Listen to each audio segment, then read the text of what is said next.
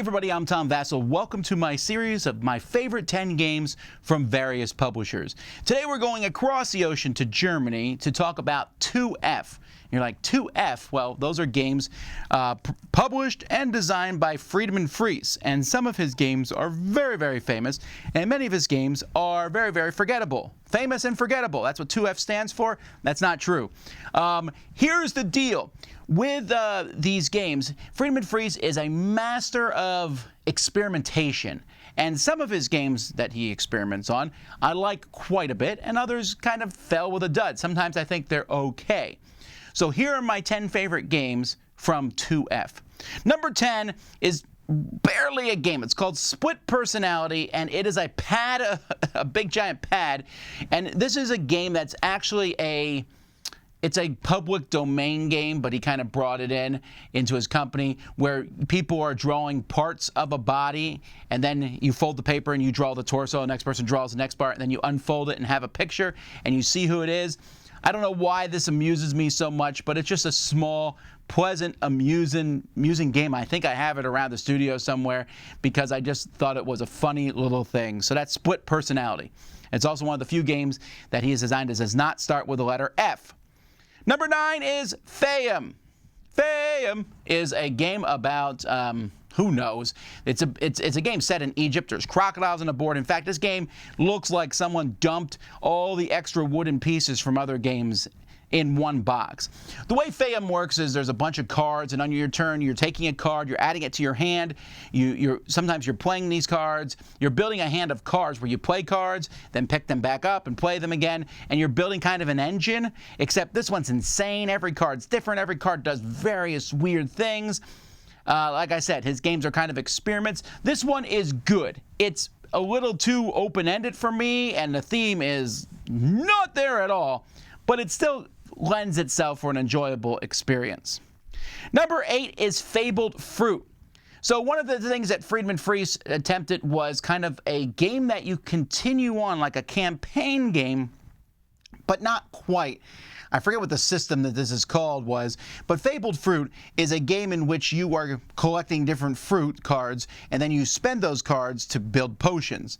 But the different cards that you are using to the different potions that exist, which give you special abilities, they change. When the game's over, you take some out and add some more in, and you kind of keep cycling through till you go through all the numbered potion cards and go back to the beginning. The game itself, though, is very fun and enjoyable. It's a fairly light game. It's easy to play. And it's not really a campaign game. Like, for example, if you came over and I said, well, this is like our 10th game, you would just jump in and play with those specific cards. Think of it almost like a deck building style game, but the cards that can be chosen or played with are just changing from game to game. Number 7 is Fast Forward Fortress. So he made this little series of game called Fast Forward where there is no rule book for these games. Instead, the deck is in a very specific order. You turn over the top card, it gives you rules, you start playing the game, and then more rule cards will pop up changing things. When it's done, it becomes a game that you can keep shuffling the deck and playing. And games themselves are really short, and I like this system a lot. You're going to see more than one of these games on this list.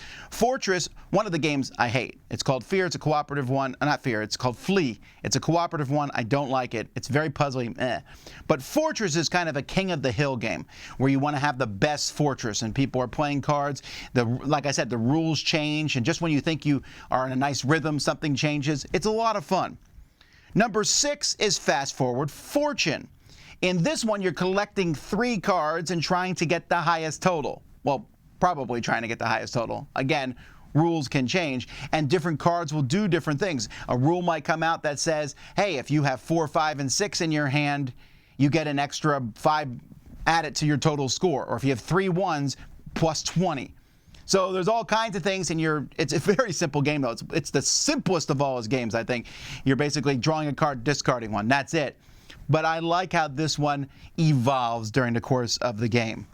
So that is Fast Forward Fortune. Then we have number 5 is Felicity the Cat in the Sack. You might find this game originally was called Felix the Cat in the Sack, and you can imagine why that was changed. Felix the cat, the wonderful, wonderful cat. Felicity the Cat in a Sack is a game in which players are trying to grab a sack of cats. and you're placing cats in them, so it's kind of a little bit of a push your luck when you grab something that works really well with larger groups of players. A fun little game. I'm saying this a lot about his games, fun little games. Number 4, another fast forward. I like the fast forwards, but this is the last one. This is Fast Forward Fear.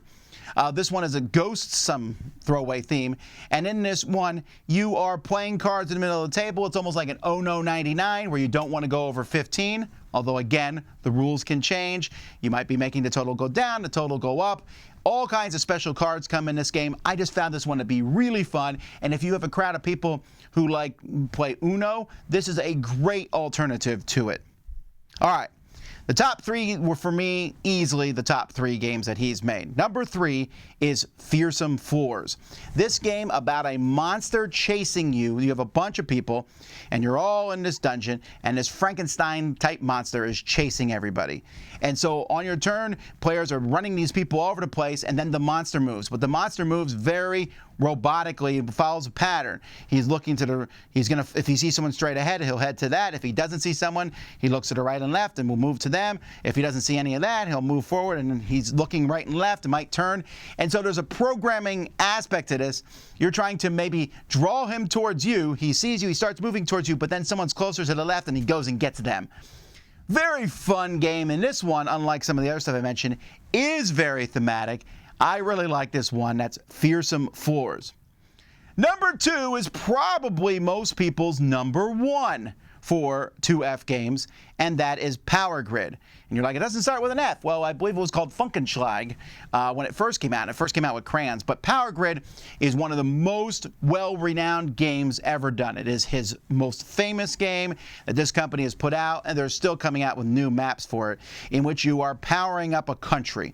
It originally was, I believe, USA and Germany in the back, but there's Italy and Korea and Spain and France, and there's tons of maps for this game.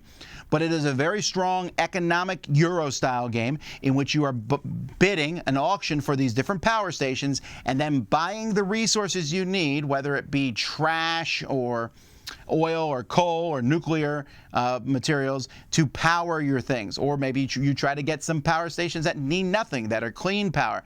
It is a really excellent game. I like it a lot. It scales pretty well, too. Fantastic. Power Grid. But what could I like better than Power Grid? Because that's most people's number 1. My number 1 favorite game from 2F Games is Fast Sloths.